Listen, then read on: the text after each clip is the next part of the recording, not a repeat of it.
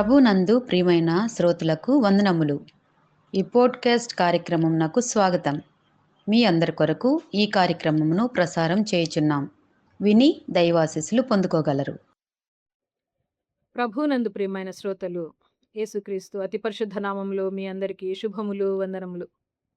ఈనాటి మన ధ్యానాంశము faith in action, నోవహ్స్ obedience. క్రియలలో విశ్వాసము, నోవహు విధేయత. విశ్వాసం అనేది కేవలం మనసులో దేవుని నమ్మడం మాత్రమే కాదు. నిజమైన విశ్వాసము మన జీవితంలో క్రియగా కనిపించాలి. దేవుని ఆలోచన పూర్తిగా అర్థం కాకపోయినా ఆయన మాటకు లోబడటమే నిజమైన విశ్వాసం. దీనికి గొప్ప ఉదాహరణ నోవహు జీవితం. హెబ్రీ పత్రిక 11వ అధ్యాయము 7వ వచనంలో ఈ విధంగా వ్రాయబడి ఉంటున్నది. విశ్వాసమును బట్టి నోవహు ఇంకనూ చూడని సంగతులను గూర్చి దేవుని చేత హెచ్చరింపబడి భయభక్తులు గలవాడై తన ఇంటి వారి రక్షణ కొరకు ఒక ఓడను సిద్ధం చేసెను. అందువలన అతడు లోకము మీద నేరస్థాపన చేసి విశ్వాసమును బట్టి కలుగు నీతికి వారసుడాయను. నోవహు జీవితము మనకు విశ్వాసము, విధేయత ద్వారా ఎలా కార్యరూపం దాల్చుతుందో నేర్పిస్తుంది. అవిశ్వాసంతో నిండిన లోకంలో నోవహు దేవునిపై సంపూర్ణ నమ్మకం ఉంచిన వ్యక్తిగా నిలిచాడు. అతడు దేవుని హెచ్చరికను కేవలం వినడం మాత్రమే కాదు, విధేయతతో దాని ప్రకారం చేశాడు. ఈరోజు క్రియలలో చూపించే విశ్వాసం గురించి కొద్దిసేపు ధ్యానం చేసుకుందాం. మొదటిదిగా 11వ అధ్యాయము 7వ వచనము ఈ విధంగా ప్రారంభమవుతుంది. నోవహు ఇంకనూ చూడని సంగతులను గూర్చి దేవుని చేత హెచ్చరింపబడెను అని. దేవుడు నోవహుతో ఒక పెద్ద ఓడను నిర్మించమని చెప్పినప్పుడు అంతకుముందు ఈ లోకం ఎన్నడూ జలప్రళయాన్ని చూడలేదు. ఆదికాండము 6వ అధ్యాయం ప్రకారము నోవహు జీవించిన సమాజము పూర్తిగా అవినీతితో, స్వార్థంతో దేవునికి దూరంగా బ్రతుకుతోంది. ఎక్కడో సముద్రానికి మైళ్ళ దూరంలో అంతకుముందు ఎన్నడూ చూడని వర్షం కోసము నోవహు ఒక భారీ ఓడను నిర్మిస్తున్నాడు. ఈ రోజుల్లో మనం బయటకి వెళ్ళాలి అని అంటే వర్షం పడుతుందా లేదా అని మన సెల్ ఫోన్లలోని వెదర్ యాప్లో చూసి బయటికి వెళ్తాం. కానీ నోవహుకు అలాంటి యాప్ ఏదీ లేదు. ఆయన దగ్గర ఉన్నదల్లా దేవుని మాట మాత్రమే. చుట్టుపక్కల వారికి నోవహు ఒక పిచ్చివాడిలా కనిపించాడు. ప్రజలు అతన్ని ఎగతాళి చేశారు, అవమానించారు, ఒంటరిని చేశారు. కానీ నిజమైన విశ్వాసము దేవునికి లోబడటానికి ముందు వాతావరణ నివేదికను అడగదు.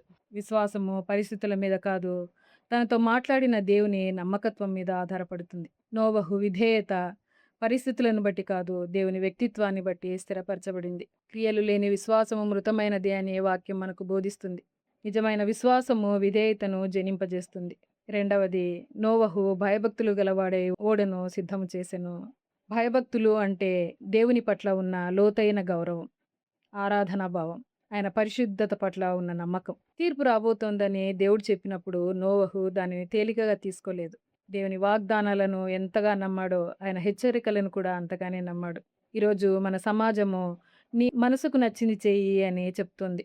నోవహు కూడా తన మనసుకు నచ్చిన దాన్నో లేక చుట్టూ ఉన్న సమాజాన్ని అనుసరించి ఉంటే చేతిలో ఉన్న సుత్తిని ప్రక్కన పెట్టి అందరిలాగా విలాసాలలో మునిగిపోయేవాడు. కానీ నోవహు దేవుని పట్ల ఉన్న భయభక్తులను అనుసరించాడు. ఆయన విశ్వాసము సుదీర్ఘమైన విధేయత ద్వారా క్రియలలో చూపించబడింది. నోవహు ఆ ఓడను నిర్మించటానికి దాదాపు 50 సంవత్సరముల నుండి 120 సంవత్సరముల సమయం పట్టిందనే వేద పండితులు చెప్తారు. అన్ని దశాబ్దాల పాటు కలపను సేకరించే దగ్గర నుండి కఠినమైన ఓడ నిర్మాణాన్ని ఎంతో ఓర్పుతో, విశ్వాసంతో జరిగించాడు. నిజమైన విశ్వాసము పనిని ప్రారంభించడం మాత్రమే కాదు, దానిని ముగించడం కూడా నేర్పిస్తుంది. మూడవది, నోవహు తన ఇంటి వారి రక్షణ కొరకు ఓడను సిద్ధపరిచాడు. నోవహు విధేయత అతని ప్రాణాన్ని మాత్రమే కాదు, అతని కుటుంబాన్ని కూడా రక్షించింది. దేవుని యందు విశ్వాసం ఉంచినప్పుడు నీవును నీ ఇంటి వాడును రక్షింపబడుదురని వాక్యం సెలవిస్తూ ఉంది. దేవుని పట్ల మనం చూపే విధేయత మన ఒక్కరితోనే ముగిసిపోదు. అది మన కుటుంబానికి, మన చుట్టూ ఉన్న వారికి దేవుని కృపను, రక్షణను అందిస్తుంది. ఉదాహరణకు, ఒక దీపస్తంభము తుఫానులో కూడా స్థిరంగా నిలబడి నౌకలకు దారి చూపిస్తుంది. అదేవిధంగా దేవునికి విధేయుడైన విశ్వాసి తన కుటుంబానికి ఆధ్యాత్మిక వెలుగుగా నిలవగలడు. మన కుటుంబాలకు మాటల కంటే మాదిరి ఎక్కువ అవసరం. ప్రార్థన, ప్రేమ, నిజాయితీ, విధేయత మన జీవితాల్లో కనబడినప్పుడు మన పిల్లలు దేవునిపై నమ్మకం పెంచుకుంటారు. నోవహు ఓడ నిర్మిస్తున్నప్పుడు ప్రజలు అతనిని ఎగతాళి చేసి ఉండవచ్చు. అయినప్పటికీ అతడు దేవునికి నమ్మకంగా కొనసాగాడు. అలాగే ఈరోజు విశ్వాసంగా కొనసాగే క్రైస్తవులు విమర్శలను ఎదుర్కొనవచ్చు. కానీ దేవునికి విధేయత చూపటం ఎప్పటికీ వ్యర్థం కాదు. ప్రియ శ్రోతలు, ఈరోజు మనల్ని మనం ప్రశ్నించుకుందాము.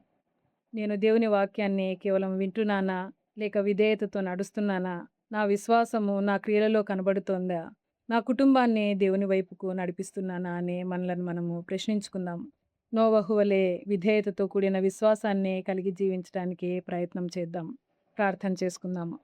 మా ప్రియ పరలోకపు తండ్రి, నోవహుకు ఉన్న విశ్వాసాన్ని మాకు దయచేయము. నిన్ను ఘనపరిచే హృదయాన్ని, నీకు మహిమ తెచ్చే జీవితాన్ని జీవించడానికి మాకు సహాయం చేయమని యేసునామంలో ప్రార్థిస్తున్నాము తండ్రి. ఆమేన్.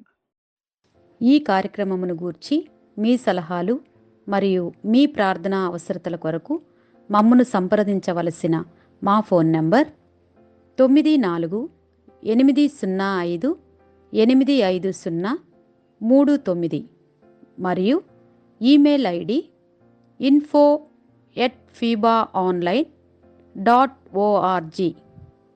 మా ఫోన్ నంబర్ మరొకసారి 9480585039. Email ID info@fibaonline.org.